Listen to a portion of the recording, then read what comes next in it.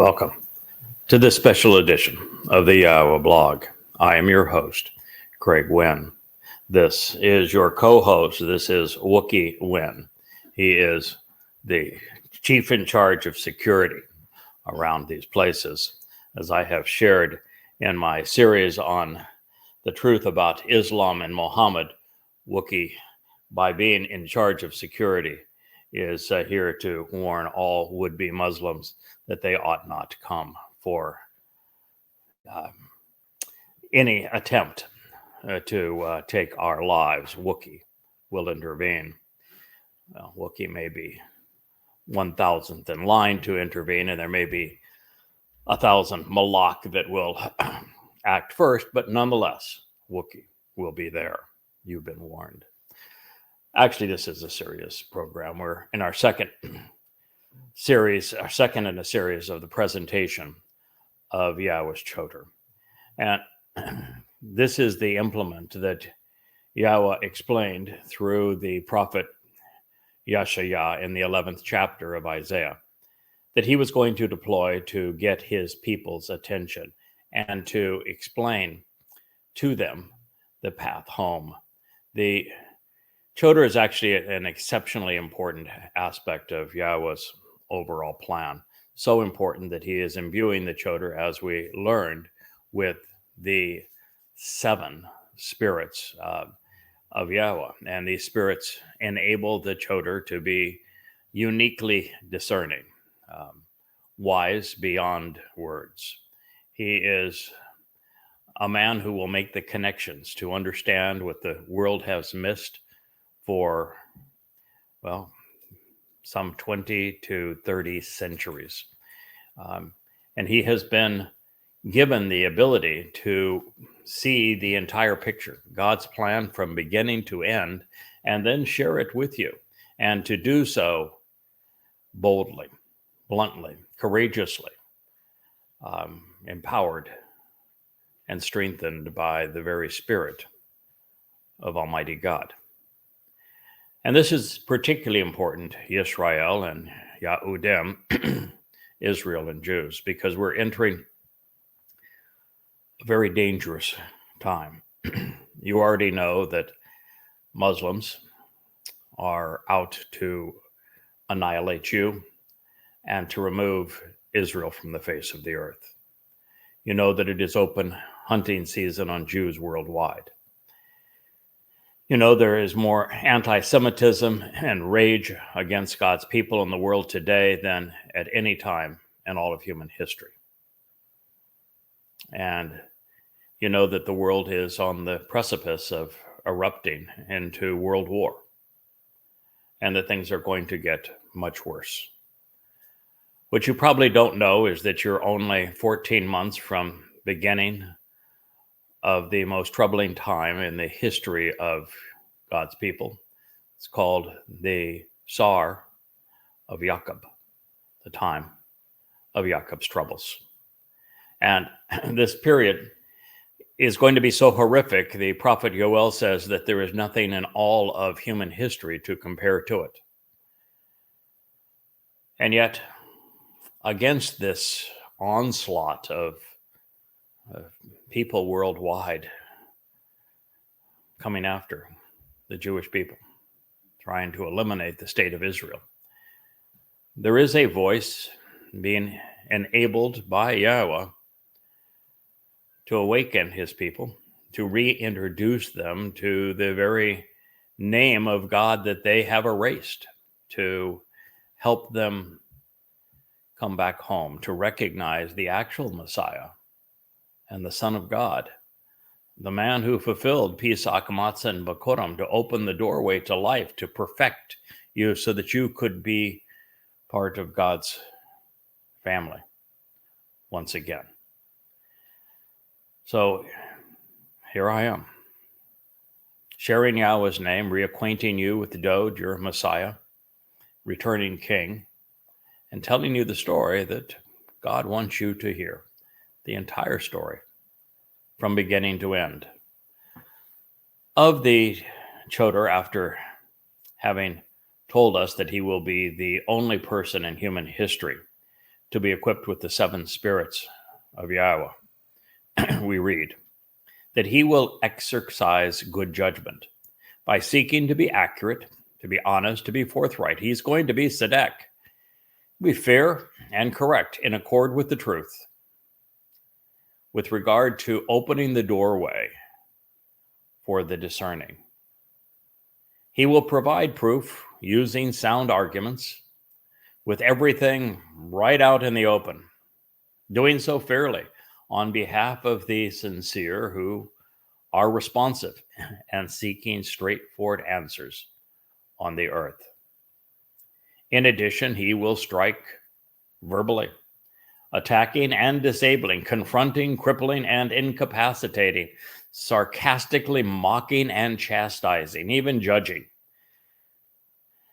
the material realm with the rod and with the staff of his mouth, and thus his voice. And with the spirit of his lips and resulting language, he will devastate the wicked and those who are wrong. Yeshaya, Isaiah 11:4. There is so much to this statement that I thought we would review it before we press on. The thing that distinguishes, well, there's many things that distinguish, but one of the things that distinguish the Choter from all others, this implement that God has chosen and equipped, is that he is a return to the Shavat. The last time a Shavat influenced God's people, they rejected him. His name was Shamuel. You might know him as Samuel. He was the judge who the people of Israel said, we don't want to listen to you anymore. We want a king to be ruled over like the other Gentile nations. Samuel was so distraught over that he went to Yahweh and he cried. He said, I have disappointed you, and I have failed, and people, they have rejected me. And Yahweh immediately says, no, Samuel. They didn't reject you. They rejected me. And this has really been the state of affairs between the time of Samuel, that means he listens to God, and the time now of Yahweh's Choter being the first Shavat in 3,000 years. I think, Israel, you know the consequence of having chosen to reject Yahweh and not listen to the last Shavat, Samuel, the last judge. The Assyrians had their way with you, as did the Babylonians, then the Macedonians, and the Imperial Romans, and then the Roman Catholics, then the Ottoman Turks, Muslims, and then the Holy Roman Empire, the Nazis, Muslims again, and now progressives. It's been a rough go. I think if I were you, I would choose a different response to this Shavat. Now, this also means that as a Shavat, the Choter is a judge. Like it or not, Israel, God has assigned me in this role, and don't make a mistake in this. There is no one else who has identified the Choter, has written about the Choter, has made any attempt to explain who the Choter is or who qualifies for this role other than myself. And this says that I will be a judge. And as a judge, that means I get to determine, I'm tasked with the responsibility of adjudicating these matters and resolving disputes by either writing a sentence against, declaring a verdict against those who have been guilty of misleading and abusing God's people, which means they'll be dispatched to Sheol or exonerating them. So this is a very serious declaration that God's making here. He's calling his Choter a judge, a Shaphat, by seeking to be accurate, honest, and forthright. Sadak is one of the most important words and one of the most misunderstood words in all of the Hebrew language. It is typically rendered righteous by rabbis because they want to proclaim themselves as such, but that's not its primary meaning. It means to be right, to be correct, to be accurate, to be fair, to be just, to be truthful, which they are not, but Yahweh's Choter is. You see, with God, there is, well, it's nice to be good, but good won't get you in the front door. The thing that opens heaven's door is being right.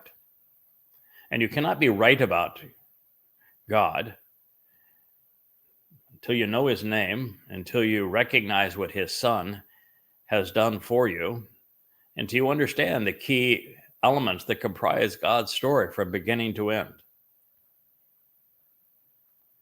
None of which are shared or taught or celebrated in Israel, which is why Yahweh has chosen to deploy his Choter to share these things with you. And it says that he will not only be judgmental and exercise good judgment by being accurate, honest, and forthright with regard to opening the doorway for the discerning. It's actually Dode who opened the doorway to life. I'm playing a role in opening that doorway to God's home. And in this regard, I'm not speaking to everyone. I'm particularly trying to avoid the overtly political and the overtly religious because they're not capable of being discerning. So I'm speaking to those of you who have stopped being pretentious, who are genuinely open and receptive to the truth, and who want to know God again, like to be part of his family. And the doorway that is being opened here, that is described, this is written by Yeshayah, Isaiah, is near and dear to him, because when, after being a prophet for a considerable time, Yeshayah was invited into Shamaim to meet with Yahweh there. And when he was there, Yahweh opened the door behind him. And Yeshayah, I'm sure, thought that with his wonderful relationship and all that he had shared regarding Yahweh, that there would be hundreds of thousands of Israelites standing outside, joyous about that door being open and coming into heaven. But you know how many there were actually there? 0. Not one. And just as Shamuel had lamented that the people had rejected him, Yeshayah became quite emotional. And he thought that it was because he had failed. And Yahweh reassured him, no. Not only haven't you failed, Yeshayah, I'm going to take you to the future. And you're going to witness how your words, what you have shared about the Choter, what you have written about the restoration of my people, is eventually going to resonate with them. And at just the right moment, in the nick of time, because you will have written, Yeshayah, the textbook on proper chotering and how to respond to the Choter. And so Yeshayah has seen that door opened again, and he has seen the results of what we have done together. And it says he's going to provide proof using sound arguments. It is the essence of the books, these books that you can see behind me, 36 that I have written. I posted today on X that I may not have written the most books of any man, but I have written the most important for man. And it is those books that provide sound arguments, that use dialogue and critical thinking, presenting everything out in the open and doing so fairly. I actually invented a different way to present the text of the Torah, prophets, and Psalms. It's called an amplified translation. And in that amplified translation, what you will see is that the essence of what God is saying is more accurately and completely conveyed in bold. But then within a parenthetical, I present the most general form of the Hebrew word so that right out in the open, you can copy and paste it into your favorite search engine online and validate the accuracy of the translation. And then within that parenthetical, I amplify it further. So it says here, everything out in the open, doing so fairly, which is from Mishor, by putting everything on the table, on the level, nothing hidden, justly and equitably in a very forthright and direct manner. And then I will even explain the basis of the word if it has a root. And in this case, Mishor is from me, which means to ponder the implications of, and yashar, of being right, approved, and candid. There's never been a translation presented like this for your edification and enlightenment, for your verification. And then following those translations, there is commentary helping to put it into the proper context and helping the reader understand precisely what God is conveying. But then something that is unique to these books and down to the YAHOWAH blog, using connections, finding the common denominator, making proper associations between the various elements of God's story, so that I could reveal profoundly important insights to you regarding God's nature, his offer, what he is presenting to us and asking in return, and how it all plays out over the course of 6,000 years, so that you know precisely what's going to happen when, as we move forward in time.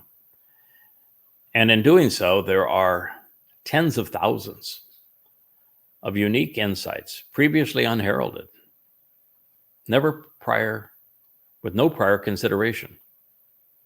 Also that you might know yourselves and your God more clearly. This says that everything right out in the open, doing so fairly on behalf of the sincere and responsive who are straightforward and looking for answers. Now, this is based upon the verb anah.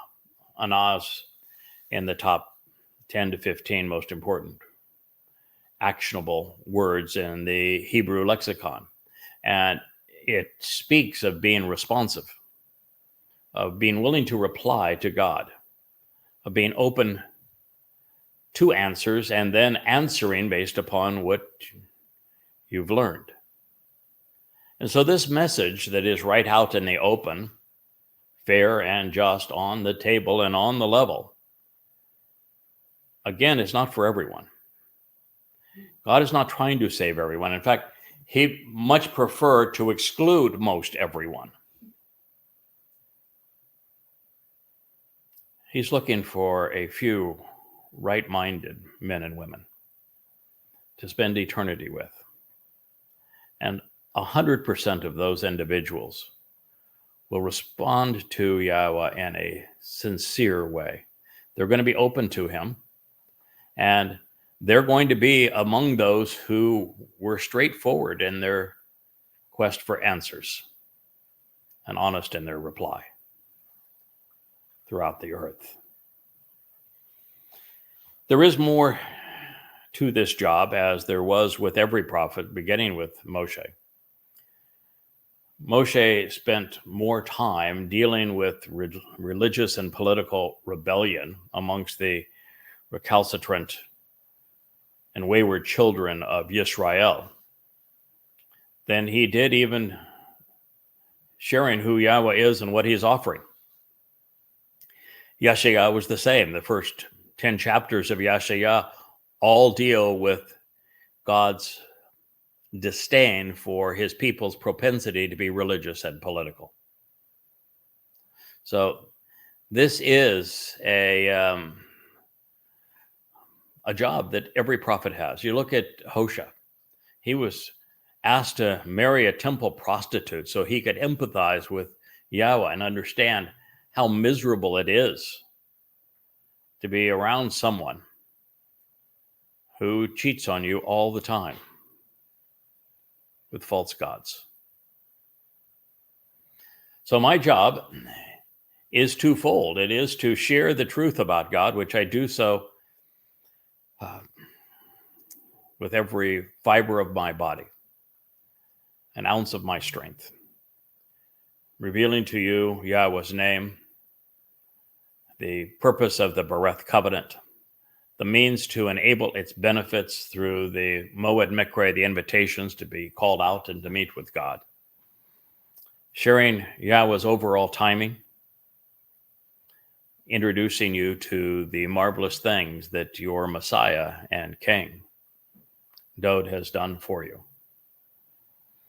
But I also am tasked with the responsibility as a judge to verbally attack and disable, confront, cripple, and incapacitate. And in the style of the beloved Elia, sarcastically mock, chastise, and ravage the material realm. For those who follow me on X, you will know that, I've been on X now for a little over 2 months, and I have well over 6,000 posts. Most of them are incapacitating, sarcastic, mocking, chastising, very judgmental. And that's my job. There is no way that people will know the truth until they first have their minds cleared of the lies which are so much more prevalent. And particularly a truth about God and his beloved Son, since those lies have been the most prevalent of all. And my job is to maximize the benefit, the quality of the next two harvests, Shabuah and Towrah. And I can't do that without doing a lot of pruning, a lot of hoeing up of weeds, a lot of cultivating the ground so that it is receptive again. And so I'm here to attack religion and politics as much as I'm here to share the truth about Yahowah, his beloved son Dod, and the path he has provided home. So in addition, he will strike, verbally attacking and disabling the material realm. And the tool that Yahowah says that I will use is the rod and the staff of my mouth, which is my voice. Now, this is something that is reasonably new. It's not totally new. I have been doing radio for, I guess now almost 20 years. I had my own syndicated show called Shattering Myths. And I've been doing Yada Yahowah radio for better part of that entire time. And now we're part of the Yahowah blog. So my voice has been shared both as a rod and a staff, a rod to beat the senselessness out of so many people. In fact, on Shattering Myths, the purpose of the show was to expose the myths associated with religion and politics and militancy, while also sharing the means to become part of God's flock, the staff. But something changed profoundly in mid-December when Yahowah intervened in the midst of our work together and sort of cleaned house. We had a complete changing of the team that would support this work. God said, out with the old and with the new. We have a lot to accomplish, and I need the right people in the right positions. And he did a complete change. And in that meeting with me, I said, I know you like writing books. I like the written word too. We both have a love affair with the written word and the way that it endures and all that you can logically present and share through writing. But we've written enough together. You've written 36 books. The 37th isn't going to make much of a difference. But what will make a difference is if you start using the rod and the staff of your mouth. I want you to start talking to my people. And I want you to look them in the eye. I want you to do this on camera, all as live streams. We're going to start what Yahowah referred to as the Yahowah blog, under the symbol of that menorah, of that lamp that is over my left shoulder. And we did. I think we have well over 150 hours now of live stream programming, all to call Israel back to Yahowah. So they're ready for the family reunion with your Messiah and King, the Son of God, Dode. So the new implement is the rod and the staff of his mouth. And it goes on to say, and with the spirit of his lips. Now, spirit is not thrown in here casually. Yahowah has already told us that as it relates to the Choter, he is empowered with the 7 spirits of Yahowah. And so it is the spirit of Yahowah that is going to use the Choter and speak through him, just as Yahowah spoke through Moshe. With Moshe, he said it was mouth to mouth, from God's mouth through Moshe's mouth. Yahowah was saying something very similar here. His spirit is going to speak through the lips of his Choter. And as a result, he's going to devastate the Rasha, the religious and the political who were wrong, those in rebellion against God. So, as I've shared today, my role in X on Facebook, YouTube, and Rumble, as part of the Yahowah blog, is to speak authoritatively on behalf of Yahowah. I am both a condemning voice confronting Islam and Christianity and progressive politics, holding them accountable for all they have done to harm God's people and to hide the truth and to disable and incapacitate their plans, as I am a voice commending the very word of God. I am here to do the best possible job of silencing the purveyors of deceit, of death and destruction. And this is really a job that is ordained by God, not on my behalf. It's my position with God, and in the covenant, I'm immortal. World war is not going to have any effect on me. The attack on God's people will make me sad, but it cannot influence my life. I do it because Yahweh wants a wonderful homecoming. And he wants to minimize the carnage between now and then. So it's my job to try to do all that I can to mitigate those who are calling for world war. And for those who are trying to eradicate Israel and perpetrate genocide on Jews. The inclusion in this, as we talked previously of Shabat, the rod and the staff of his pay mouth, definitely affirms what Yeshayah had to say about the Choter in the conclusion of the 10th chapter. He is, unlike anyone, really since the great prophet, equal parts commending and condemning, excoriating the religious and the political while attesting to Yahweh's marvelous alternative. I am both rod and staff, to purge and to punish the wrongdoing and to be productive and fruitful. So right from the beginning, some 20 plus years ago, I came to realize that what matters with God is being tzedak, right.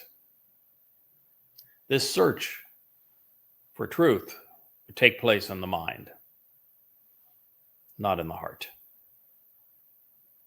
Is one of the lessons that I shared again painfully with Israel again this morning, as Israel is considering another horrific deal with the devil, as they trade many thousands of convicted murderers and terrorists for a few remaining hostages who are alive and bodies of those who are dead. That what they have done is they have chosen from the heart over the head. And by making these concessions and negotiating with the Muslims who want to annihilate them, what they have assured is that by saving a few lives, they not only put millions in jeopardy, they assure that tens of thousands will die.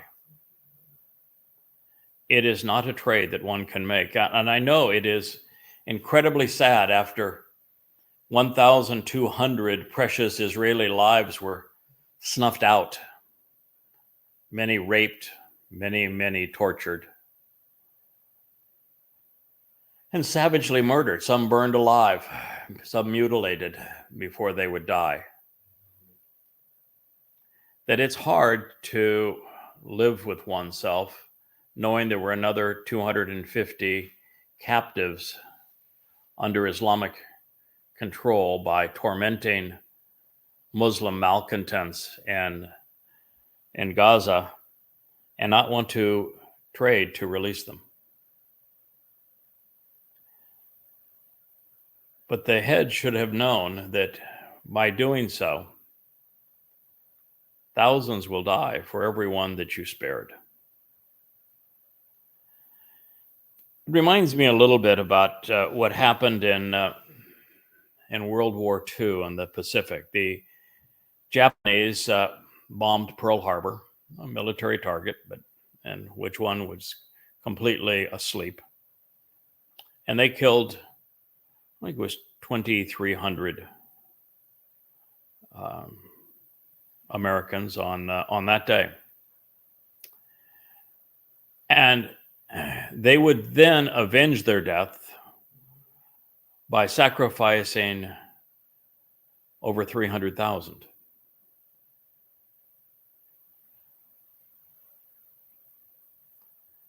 That isn't moral.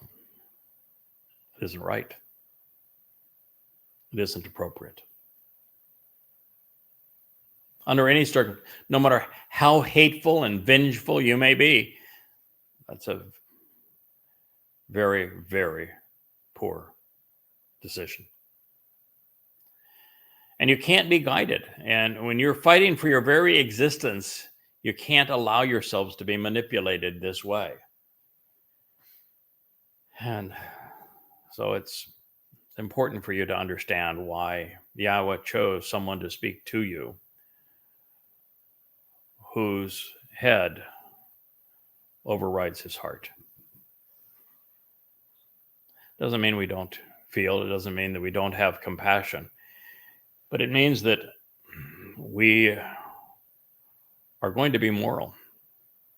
We're going to be judgmental. We're going to be right.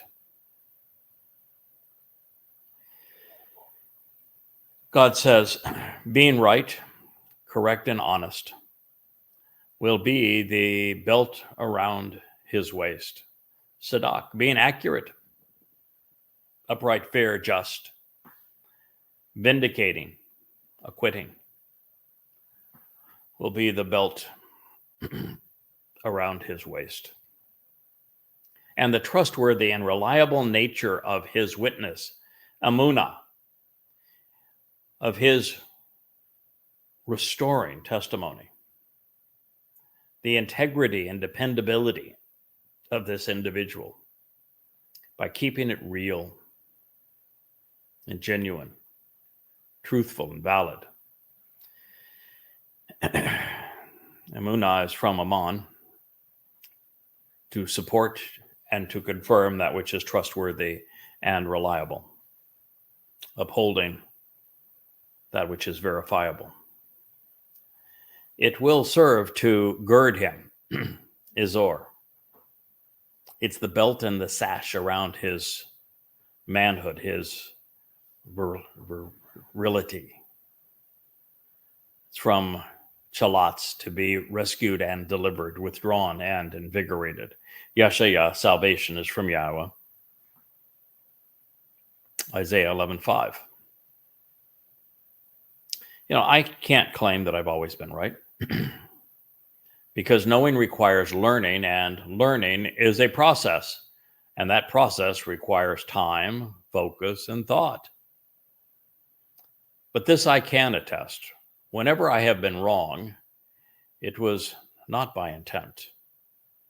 And I've always corrected the record because as a reliable witness, I want you to be right about God.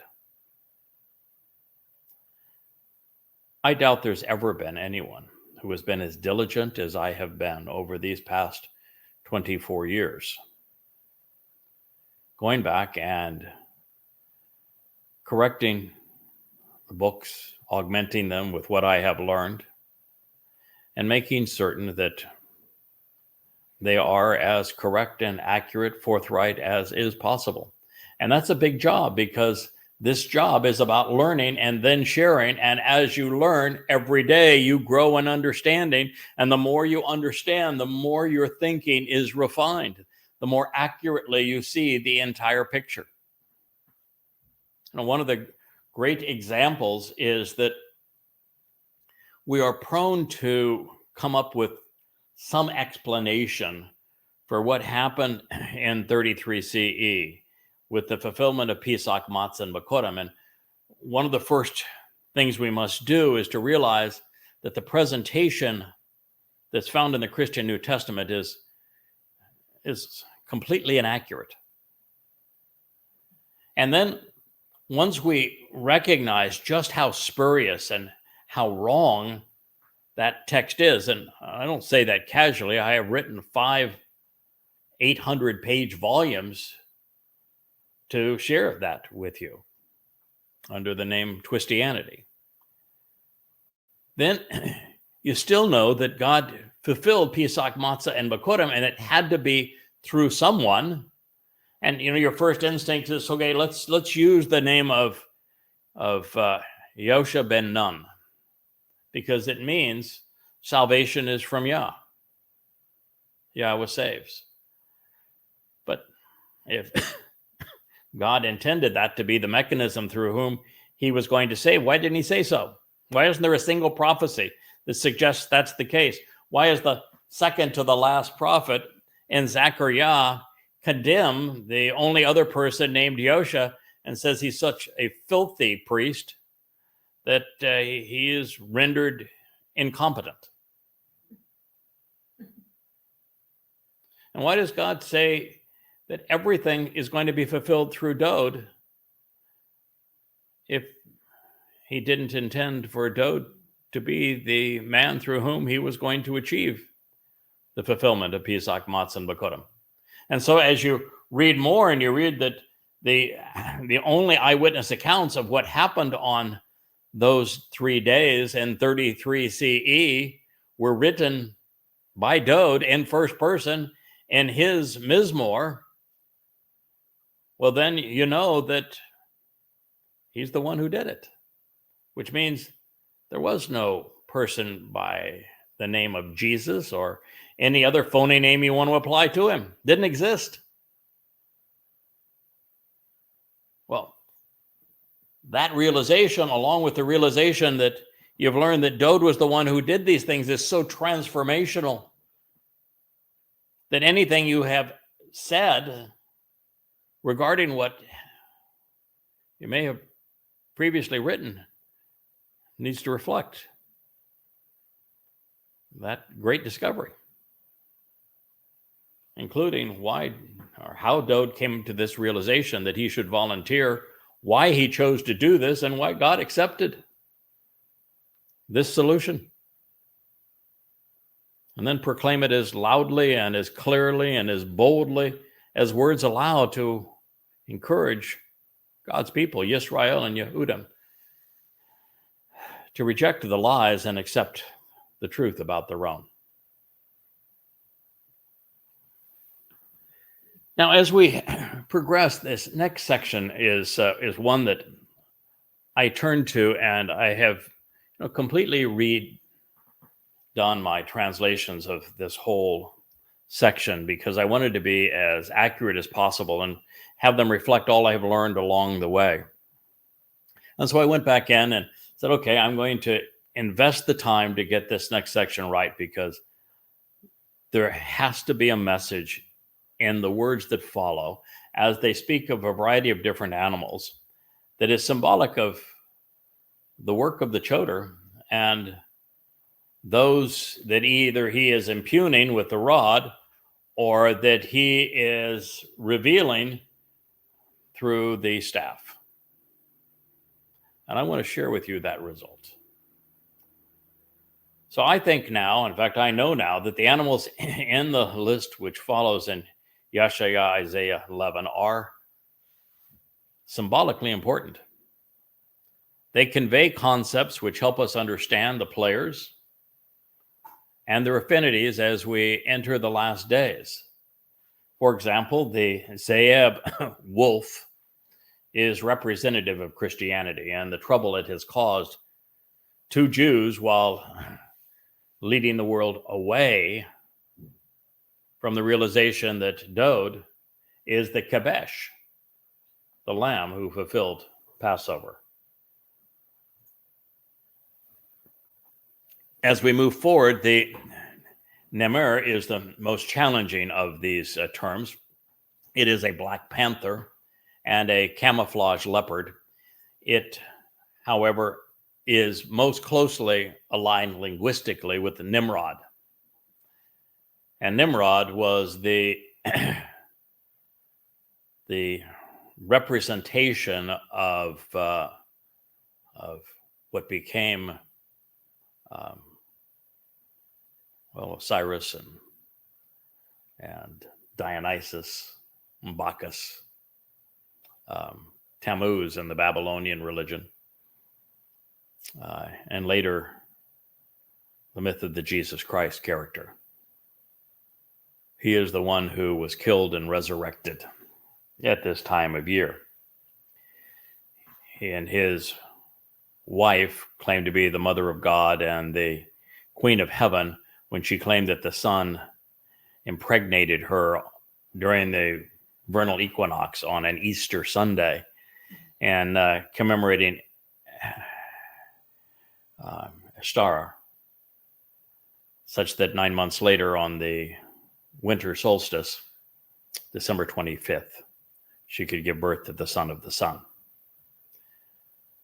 And so Neymar speaks of God and of the Babylonian effect of Christianity on Christianity and Judaism and Islam with their commingling of truth and lies, religion and politics. This takes us to the Gadi, which will be the next animal.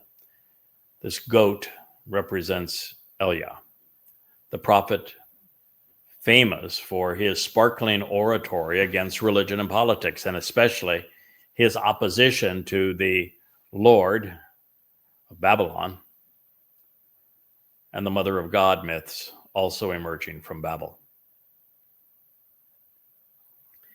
As we read further, it is the Choter who is the Egel. He is the bull who, as the Adam of Torah, is leading the children of Israel back into the garden where it all began.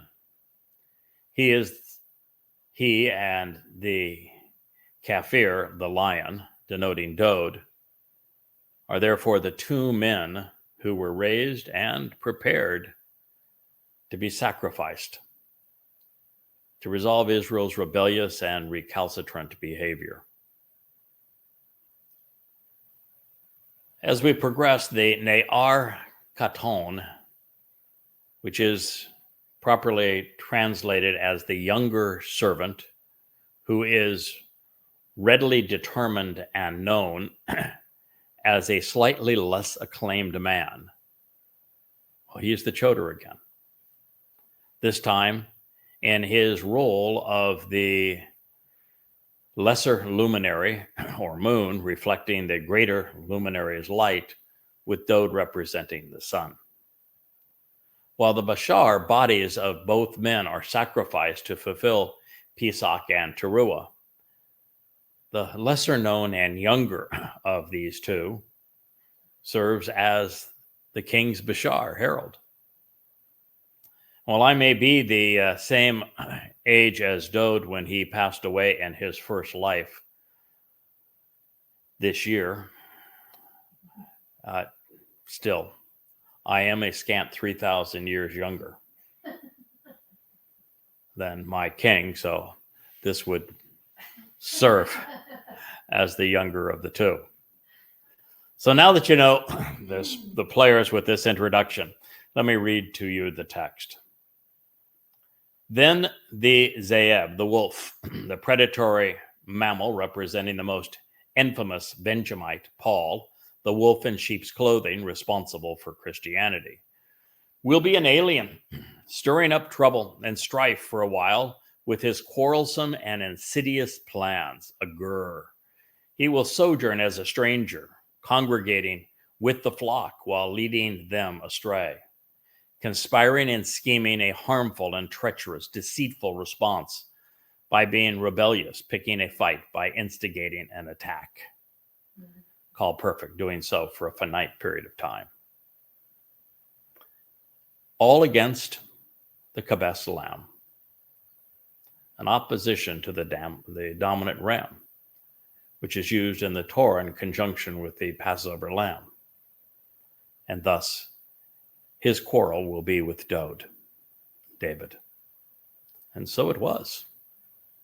Christianity is nothing but a crude counterfeit of Dode. He was robbed of his accolades and his achievements.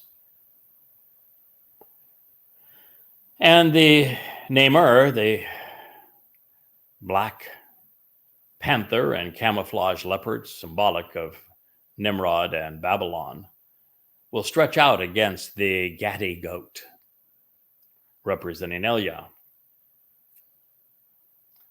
Then the Egel bull, the ox from Agal, to come full circle, symbolic of the Adam of Torah, who is a goy leading Yisrael back to the garden, and the Kafir, the lion, which is used as a metaphor for Yahudah and for Dode. And it's from Kafesh, to connect, and Kafar, to be covered, both of whom were raised and prepared to be sacrificed for the rebellious and the recalcitrant. while merry. They were weaned and prepared for the resistant and embittered, such that they will be together at the same time. And we will. And so Ne'ar Kanton, this younger servant who is easily determined and readily known as a slightly less acclaimed man, the attendant of a bit who is a bit lower in the social status, but can be known on behalf of the scattered sheep, will motivate, lead, and guide them. He will direct and influence them, being influential among them as he attempts to direct their voluntary movements in the right direction. Yashayah, deliverances from Yah, 11:6. A marvelous story when you understand what each of these animals represents and how they were connected by the verbs that Yahweh inspired through Yashayah. So as Yashayah will remind us in his 17th chapter, as the final Zeroah, the Choter is going to serve as the Parah, the fruitful and productive bovine, on the day of the herald and on behalf of the adulterous woman that is Yisrael, so that she can not only be betrothed to her returning Messiah and King, but also become productive again. Both will serve as the ultimate Ra'ah. Well, they're going to serve our shepherd, Dod.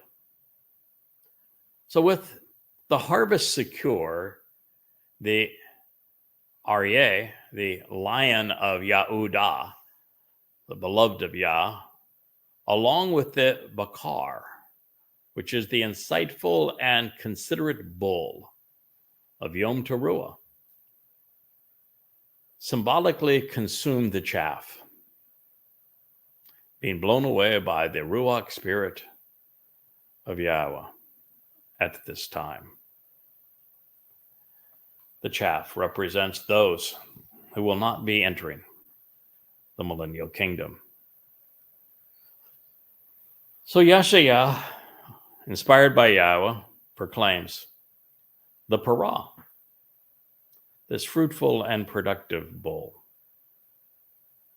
this abundantly prolific and industrious heifer who enriches and empowers. And the Dob bear was presented throughout the Torah and prophets as the most fiercely protective of her cubs, a motherly omnivore. From Dob, to be strengthened and become powerful, to capitalize on all life has to offer, will choose to be shepherded. Or will be led to nourishing pastures and flowing waters, choosing to be protected and to be guided. Together, their youth and the children they bear will lie down and dwell. The Ariyah lion as Yehudah, like the Bakar, insightful and considerate bull, the caring and observant sacrificial bovine, shall consume the chaff, the dry and brittle stalks and husks of the grain comprising stubble. This is Yashayah. Liberty is from Yah, Isaiah 7. A yonek, a shoot and sucker, is so similar to Choter, a shoot and sucker. It would, of course, be unwise to render it any other way than as stated. This is particularly true when we consider that the Choter is Satan's nemesis. Yahweh equips him with his 7 spirits to deploy him and spiritual warfare against the adversary. He is the one who will have earned the right to celebrate over the Pethen, the servant's vacated den. It is the Gamal, the bountifully rewarded one, bestowing recompense, who will have acted to thwart Satan's agenda, stretching out his hand as Yada against the Siphoni, the venomous viper, this toxic serpent, who is the principal antagonist of God's people. Further, the Choter as the Adamah Parah, this bloodied red man of the earth who is productive and is a fruitful bull, will provide recompense on Yom Teruah, the day of the herald, on behalf of Yehudim and Yisrael. And just as the definition of Choter reveals, he is the one who will deal out whatever reward or punishment is actually deserved at that time. So with that introduction, let's consider the next statement, shall we? It reads, the yonek, the shoot and sucker, or perhaps a nursing infant. The branch which provides new life, a suckling child at the earliest stages of life. It is masculine singular. Will find great satisfaction, overtly delighted, great pleasure and enjoyment, actually having fun, over the hole or den of the Pethen, the serpent, the poisonous snake, and the venomous viper, from an unused root that means to twist, and of course, serpentine fashion. And upon the Ma'ura, the nest, the cavity in the ground where this reptile of a lesser light dwells, masculine singular, of the Siphoni, the venomous viper and toxic serpent, of the poisonous snake, also from an unused root that means to exude toxins, the Gamal, the bountifully rewarded one, bestowing recompense, the one who acts committing to deal out whatever reward or punishment is deserved, masculine singular, will place his hand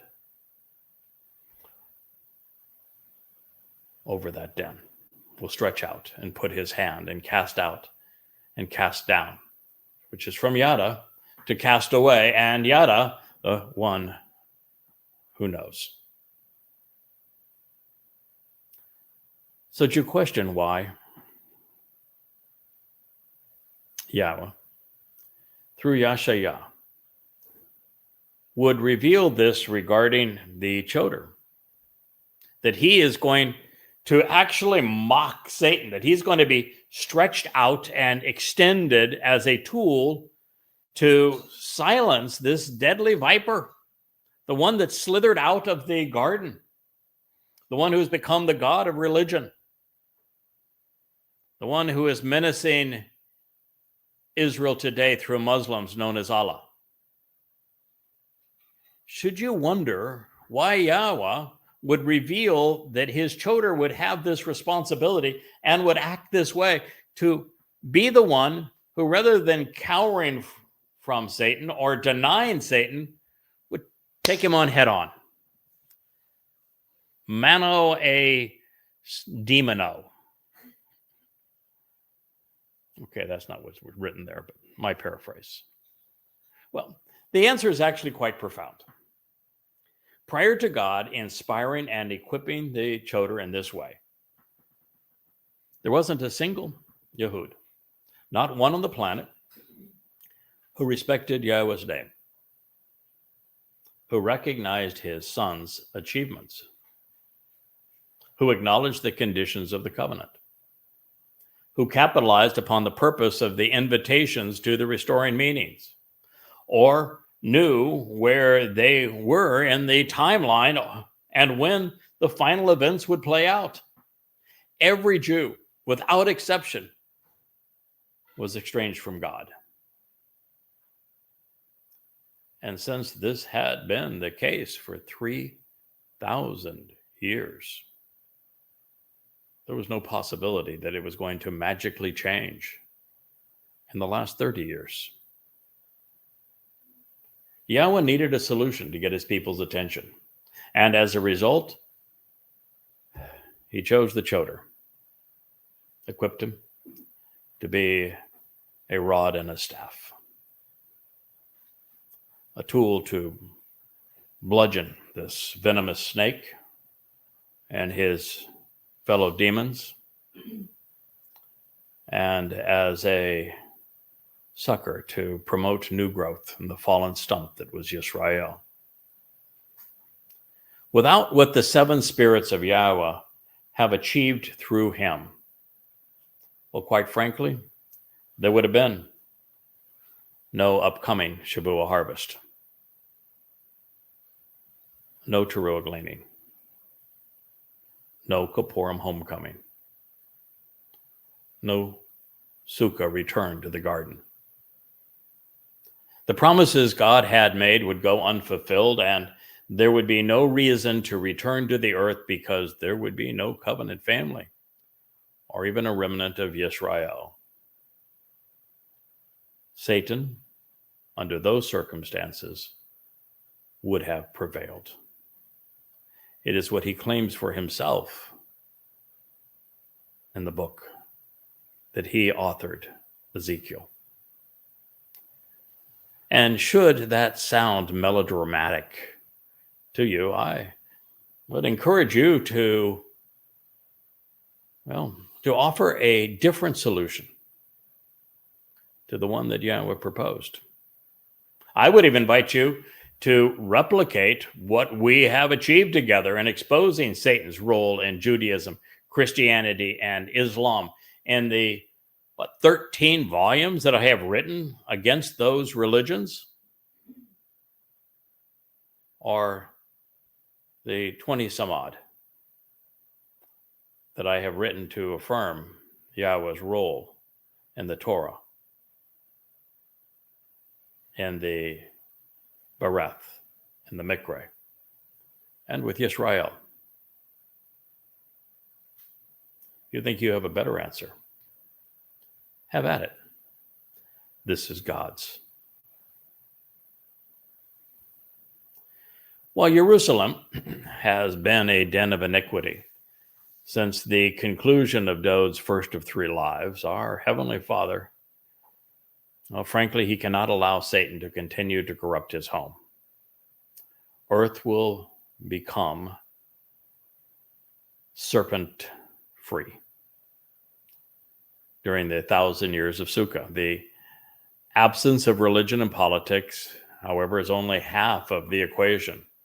Because for there to be abundant life, there must also be a restoration of that which is good and wholesome and true.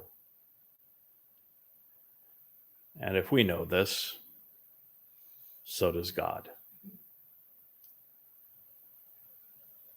And so Yahweh tells us that as a result of this work that he will achieve through his Choter, by essentially eliminating the toxicity of the adversary, we read the following comment. They will not be allowed to continue to perpetrate evil. And so they will not continue to mar, blemish, or corrupt anything on my set-apart mountain. Because the land shall be full of information which can be known about Yahweh, just as the waters cover the sea. Isaiah 11:9. I'm going to share some insights on this, and it'll be the conclusion of this episode 2 of our presentation on the Choter. As we come full circle and return back to Eden with the return of Yahweh and Dod on Yom Kippurim. The thing that will not be allowed thereafter is going to be religion and politics. Evil will be expunged from the earth, just as it was in Eden. And so they will not be able to mar, to blemish, or corrupt anything associated with Yahweh's set-apart mountain. And that means that I have absolute proof that the revelation that I was given from Yahweh, where God shared with me something that was really quite personal. He says, you're reading now in Yeshaya 17, with my last translation of it, the realization that as the Parah, this bloody red man of the earth who is fruitful, the Adamah Parah, as we read it in Numbers 19, that on Towrah, you are going to be the sacrifice for my people. And so based on that, I think God speaking to me, I think it's appropriate that I share with you how this is going to transpire. And he showed me the scene in my head. I've seen it all very clearly now. And one of the things that I've shared with you about it is that the Temple Mount has been completely cleansed of the hideous Islamic boil and repulsive scar that are currently there. The Dome of the Rock and Al-Aqsa Mosque are wiped away. And where the temple that Dod arranged to be built and Solomon constructed as the home for Yahweh's name, where it once stood, there's going to be a replica of the tent of the restoring witness, because that is why we will be there. And this statement affirms what I have said. They will not continue to mar, blemish, or corrupt anything within my set-apart mountain.